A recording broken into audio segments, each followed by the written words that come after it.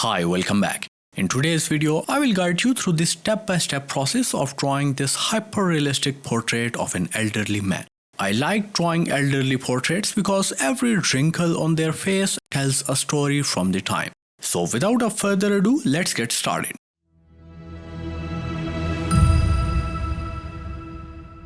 As always, these are the art supplies I'm going to use for this drawing, and you can pause the video right here to note them down. I'm using this premium 350 GSM paper by Gruppo Coordinates, which was imported from Belgium, and the drawing portion area is 9 x 14 inches. But the surface of this drawing paper is quite similar to the ordinary chart paper or any other smooth surface drawing paper or Bristol pad, so you can use whichever is available. And before moving further, let's mask the edges of this drawing paper using a masking tape to prevent graphite from spilling over the borders. Okay, so let's move on to the next step, which is the outlining. And as always, I'm going to start this process from this top left portion. I'm firstly adding a mixture of curved lines and arcs to define the shape of a curly hair strand. Now let's create the outline of the face, and after carefully analyzing the grid reference image, I'm adding this thick stroke starting from the second column. I'm gradually extending it downwards to achieve this required shape. Notice that I'm keeping the pressure on my pencil variable to achieve a 3D base. But make sure to keep the angle in your pencil very low to avoid any harsh lines or strokes. I'm also defining the placement for the upper eyelid and shading the darker areas so that it's easy to locate their exact position later on. As we can see in the reference image that the eyebrows are very bushy and irregular, so I'm adding these random strokes accordingly. Now to make them appear bright after the shading process, I'm adding these indentation lines very carefully. I'm using my nail art dotting tool with a thin end for this purpose. You can also use an indenting stylus or any empty ballpoint pen to achieve such results. Try to see the drawing from a very low angle, because when you view your paper almost parallel to the surface, light reflects differently off the paper, making the indentations more visible. And by the way, you can get access to our premium content and support this channel through Patreon. You can sign up through different membership levels and get access to all the outline and grid references, etc. We have an ever-growing library of hundreds of exclusive and real-time tutorials. And you will also get access to 4 new tutorials every month. You can also post your artworks in our active community of patrons and participate in our weekly critique sessions, where I give my honest and positive critiques on your artworks, so you can improve your skills and get better with your drawing. Visit the link in description and become a premium member today. It has always been my goal to provide free tutorials and information on drawing and art related tools to general public. And keeping with that theme, I like to thank all these incredible individuals who backed our channel on Patreon last month. Their generous support enabled me to produce this free tutorial for all of you guys. Now let's add a 3D base, and for that I'm firstly using the same 8P pencil but with a variable pressure and going over this whole portion. Now grab your 8P graphite powder and start layering it to add dimension to this base. I'm layering more powder on the darker areas and using the leftover powder to shade these lighter areas. Keep on layering graphite powder until you are fully satisfied with the darkness of this base. Now for this left side, I'm firstly extending the previous stroke downwards to create the shape of the face, and then layering the graphite using a dry brush to add pitch black base, just like this. Keep on extending the stroke downwards in the respective boxes for the shape of the face. I'm also adding these indentation lines in between the outlining process for the individual hair on the left side. Keep on layering the graphite to achieve the required dark background on this left side. Okay, so now let's move on to the skin texturing process, and for that I'm firstly adding a darker texture using my 8P pencil. I'm adding these random dots and strokes, keeping the pressure high at first. And when we have the basic shape, I'm reducing the pressure and going along its edge with a very light pressure to extend it a little bit. Keep on adding these dots of random size and shape to mimic the base for the pores and skin texture. I am also adding these longer strokes for the wrinkle on the forehead as well. For the eyebrow portion, I am adding these slant strokes close together, keeping the pressure high to achieve the required base. The texture on the left side of the forehead becomes a bit different. So for that, I'm flicking my pencil a bit and adding these slightly curved strokes. I'm keeping the length and distance between these strokes random, as too much uniformity in such hyper-realistic drawing takes the essence of realism away. Notice that I'm also adding a few dots in this left area to achieve a perfect blend of different textures from left to right. The rest of the eye portion has wrinkles texture. So to achieve such an effect, I'm continuing adding these slant strokes close together. Okay, so now when the darker texture is in its place, it's time to add the highlights. And for that, I'm firstly using my perfection eraser with a sharp tip and carefully going over these lighter areas in between the darker ones. This process of adding highlights beside the darker texture creates an illusion of depth and realism in very simple and easy steps. Now when the base of the highlights is in its place, it's time to make them even more realistic. And for that, I'm using my Mono Zero eraser and going over these selective highlights. I have created a flat tip with my eraser and now using these sharp edges to have more control over the thickness of these highlights. Now for the left side of the forehead, I'm adding these thin yet slightly curved strokes in between the darker ones. And look how realistic the texture has started to look. I'm again shifting towards my perfection eraser for these softer highlights. Okay, now moving on to the eyebrows, and as always, I'm adding these strokes using the sharp edges of my flat tip Mono Zero eraser. I'm carefully going over the indentation lines and picking up this excess graphite. Notice that I'm also adding a few new hair strokes in between the previous ones, keeping the direction and flow of hair in mind. Now keep on adding these strokes and don't forget to change the length and direction as you move towards this left side. The skin texture in between the eyebrow hair on this left portion is missing, so I'm adding it using my perfection eraser. For the texture on the left side, I'm using the same Mono Zero eraser and adding these thin yet bright strokes. I'm switching my eraser and now using perfection eraser where I need softer texture. Now let's make some of these highlights even more shiny, and for that I'm using my sharp tip electric eraser. I'm adding these small dots of random sizes in between and over the previous highlights. I'm also going over some of these eyebrow hair to make them look more bright and shiny. Okay, so now let's move on to the upper eyelid portion, and for the area on the left side, I'm adding softer texture using my perfection eraser. I'm adding these small slant strokes of variable length close together to achieve the required skin texture. Okay, now let's switch our eraser and add these brighter strokes for the skin texture, just like the way we were adding earlier. And keep on adding these small strokes until this whole eyelid portion is done. Now let's move on to the eye, and first of all, I'm defining the placement of the eye bag.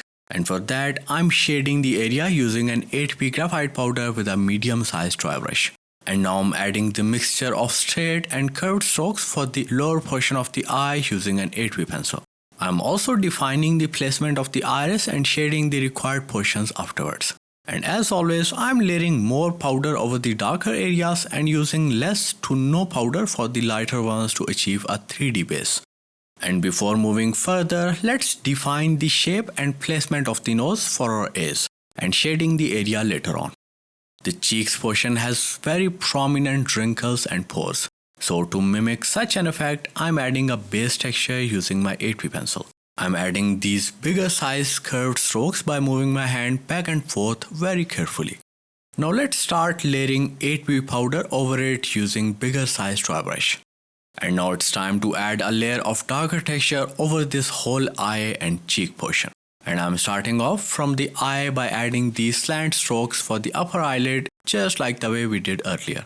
And for the eye bag portion, I'm adding these longer strokes to mimic this stretched skin. You can also increase the thickness of these strokes for the more prominent wrinkles. I'm also adding a 3D base layer in the eye using the same 8p pencil by following this pressure technique. Now I'm using the sharp side of the pencil and adding these small thin strokes all along the pupil to mimic the base of the iris texture. Now moving towards the left side of the cheek, and I'm adding a mixture of dots and strokes to create the texture of rough skin. Okay, so for the texturing process of the cheek, firstly I'm adding these darker strokes using 8p pencil. If you see in the reference image, this specific portion is focused. So I'm keeping the pressure and angle on my pencil a bit higher for the center portion and creating a dot. and then extending this dot upward and downwards by reducing the pressure on my pencil.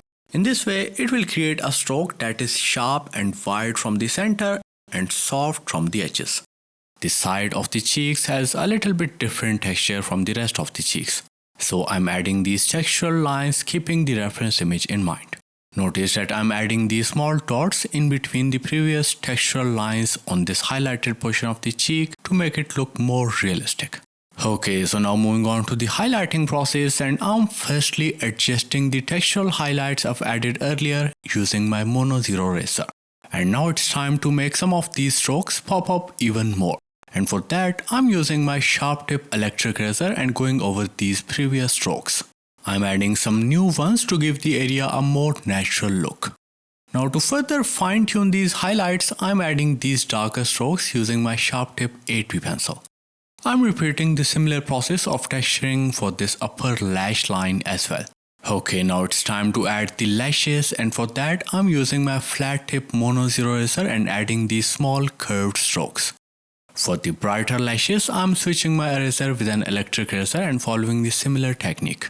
The depth on the upper portion of the iris is looking a bit dull to me, so I'm adjusting it using my 8B pencil.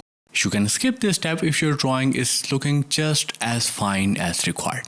Okay, now let's create the reflection of the eyelashes on the iris, and I'm using my electric eraser and adding these strokes very carefully. For the rest of the iris, I'm using my perfection eraser and going over this lighter portion. I'm moving my hand in small back and forth motions, and look how this whole texture has started to come together.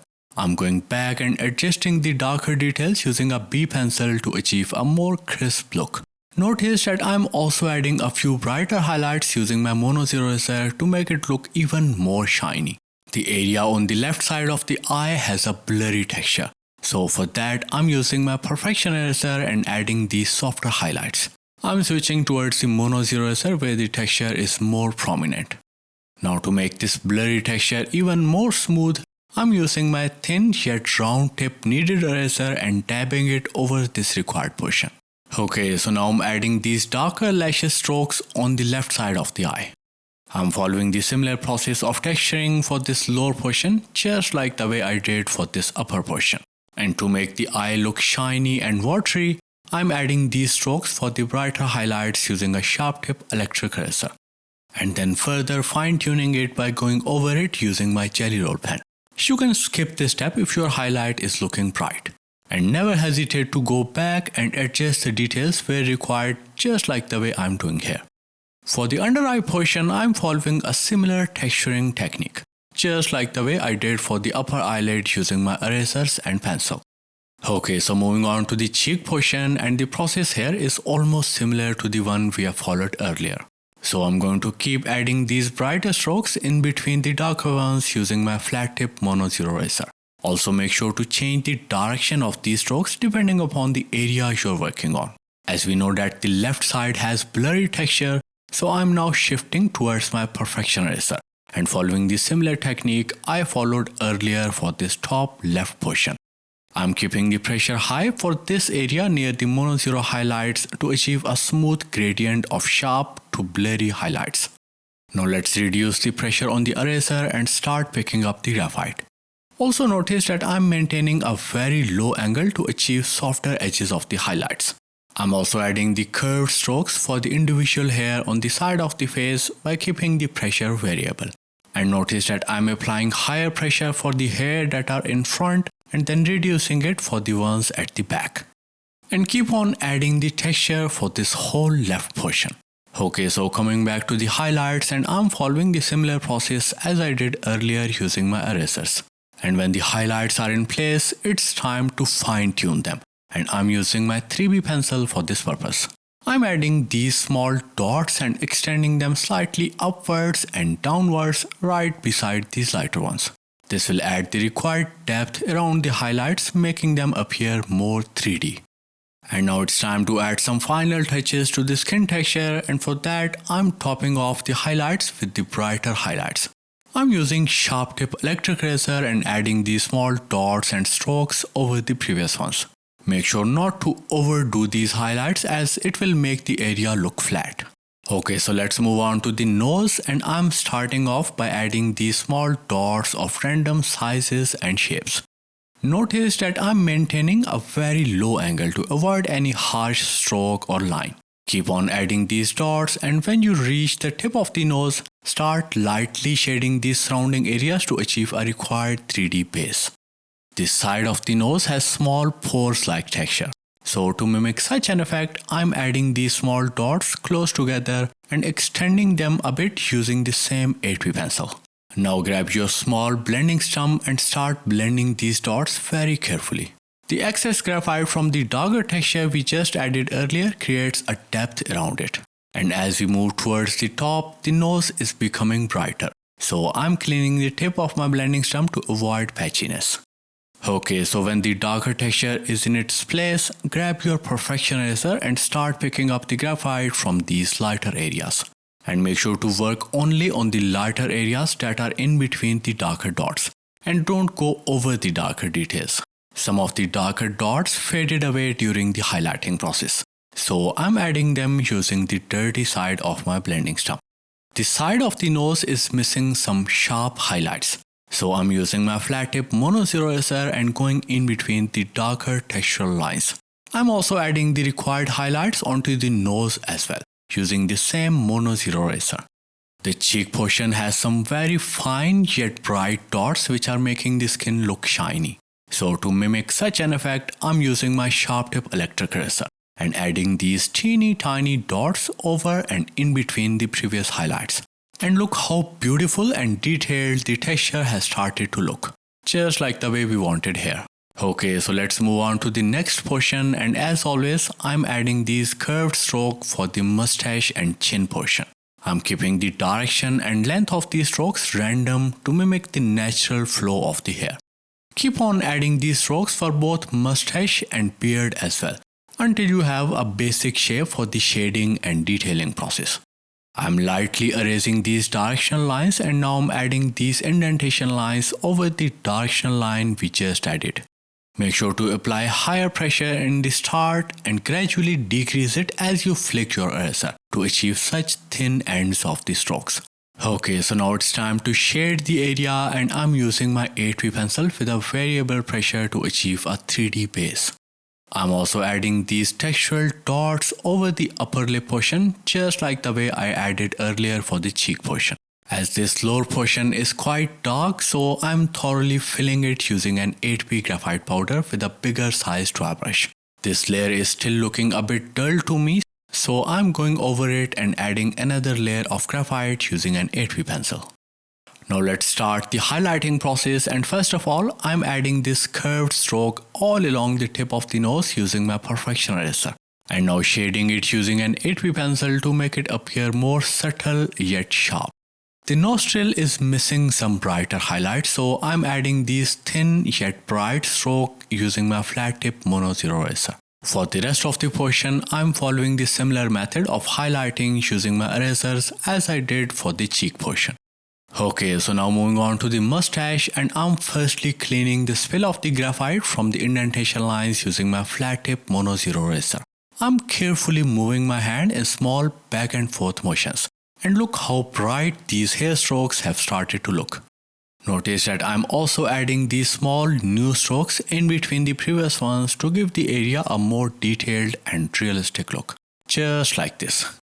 Notice that I'm switching my eraser with a perfection eraser for these softer hair strokes. This left side of the beard has a bright cluster of hair, so I'm layering more hair strokes to achieve required texture. Now to make some hair strands even more shiny, I'm using my electric eraser and going over them very carefully. I'm dabbing my kneaded eraser over this beard portion to make it appear soft.